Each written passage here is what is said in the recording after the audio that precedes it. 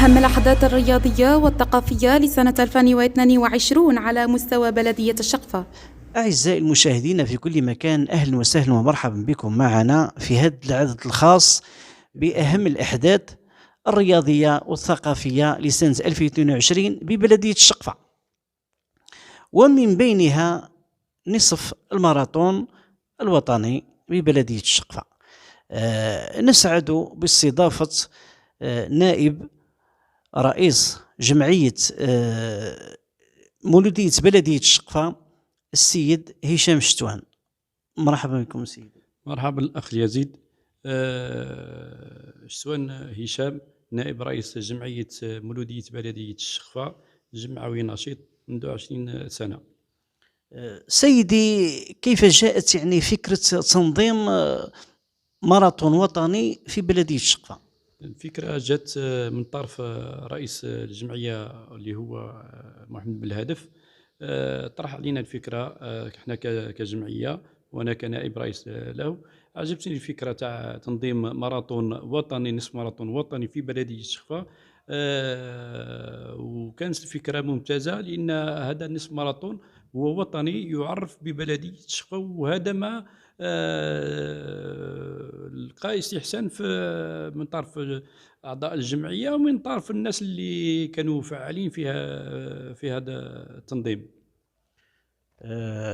كيف تم التحضير لهذا الماراثون، وما هي الإمكانيات المتاحة التي كانت تملكها الجمعية لإقامة هذا الماراثون؟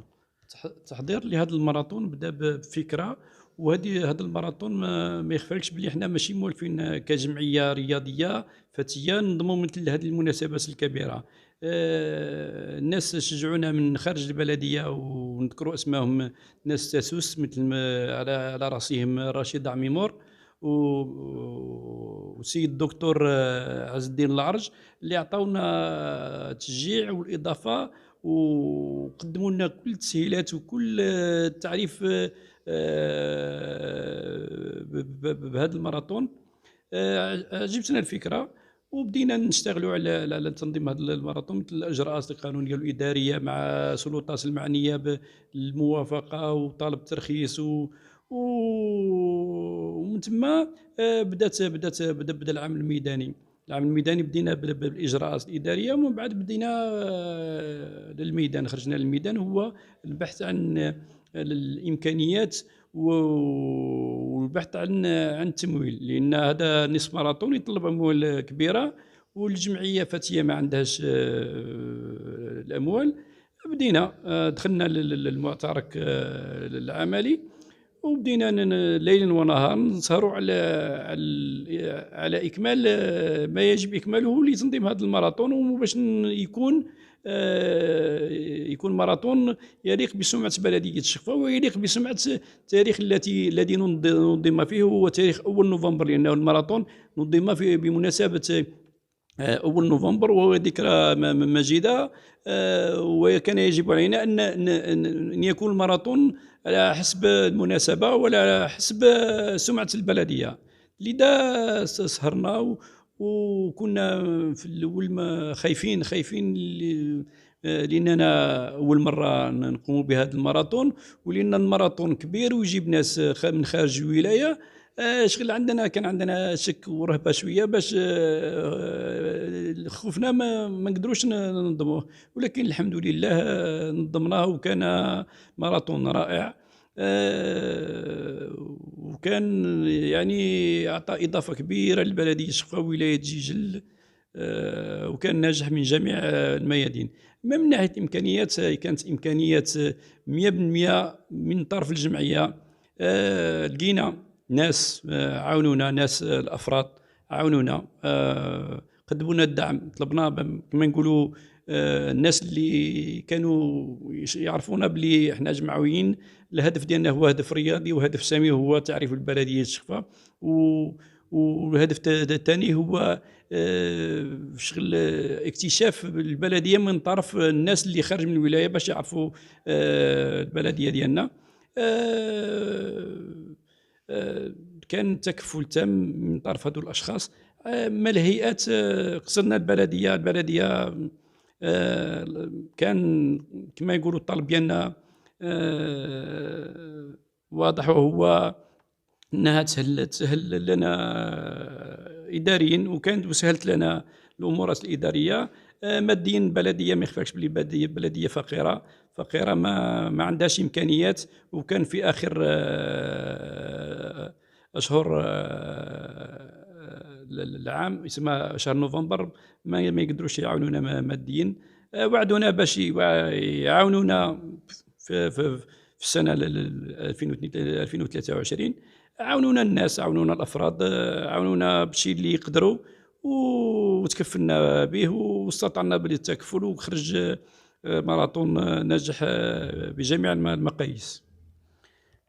هل كنتم يعني متأكدين من نجاح الماراثون يعني وحضور حضور عدائين يعني وطنيين،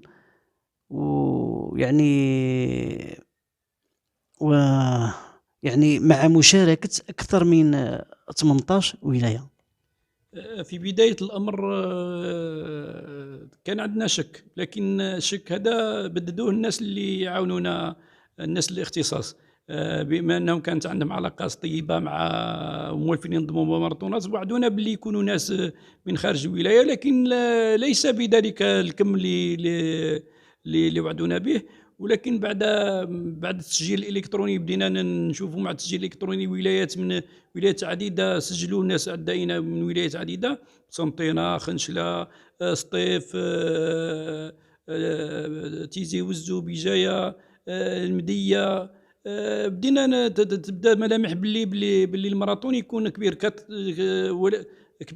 وكاين اسماء وطنيه فازت بماراثونات وطنيه، وعدائين عسكريين حازوا على بطولات. شغل دركنا باللي الماراثون او شغل عنده طابع كبير، ويوم الماراثون صباح يوم الماراثون تأكدنا 100% عندما شاهدنا ترقيمات ولايات مختلفة. 20 ولاية حضروا، عدائين من 20 ولاية حضروا هذا الماراثون. تم تأكد بلي أننا قبل بداية الماراثون أننا حققنا أكثر مما كنا نطمح إليه. كيف تنظرون للمستقبل؟ يعني هل الطبعة الأولى هي بداية يعني لطبعات أخرى في المستقبل؟ نجاح الطبعة الأولى خلانا نفكروا في طبعات أخرى، طبعة ثانية، وتكون أكثر نجاحا وأكثر تنظيما، لأن دوك بعد الطبعة الأولى اكتسبنا الخبرة، واكتسبنا وما معطينا المجتمع المدني الشخفي باللي جمعية مولودية بلدية الشخفة قدرت تكون تعطي الإضافة في العمل الجمعوي الرياضي، ودخلت لبلدية الشخفة اختصاص آخر، وهو اختصاص العدوى الريفي. وهذا الاختصاص كان موجود في بلدية الشخفة في سنوات التسعينات، ولكنه مع العشرية السوداء أغلب الاختصاصات في بلدية الشخفة زالت، مثل كرة الطائرة والعدو ورياضات أخرى، قاعدة غير كرة القدم. وكرة القدم ما تلبيش طالب العشاق الكثير من الرياضات. حنا نتمناو في سنة 2023 أن تكون طبعة ثانية، وطبعة ثانية تكون وطنية نحضروا لها قبل الموعد، وتشاركنا فيها بلدية الشخفة. ولما لا ولاية جيجل، السيد الولي يكون أحد من المساهمين في هذا الماراثون، ونعطيو لبلدية الشخفة طابع آخر وتعريف آخر ببلدية الشخفة، البلدية القديمة التي قدمت الكثير، ولكنها لم تنال إلا جزء بسيط من طرف الجميع. بارك الله فيك سيدي، وشكرا على تلبية الدعوة، وموفقين إن شاء الله في جمعيتكم.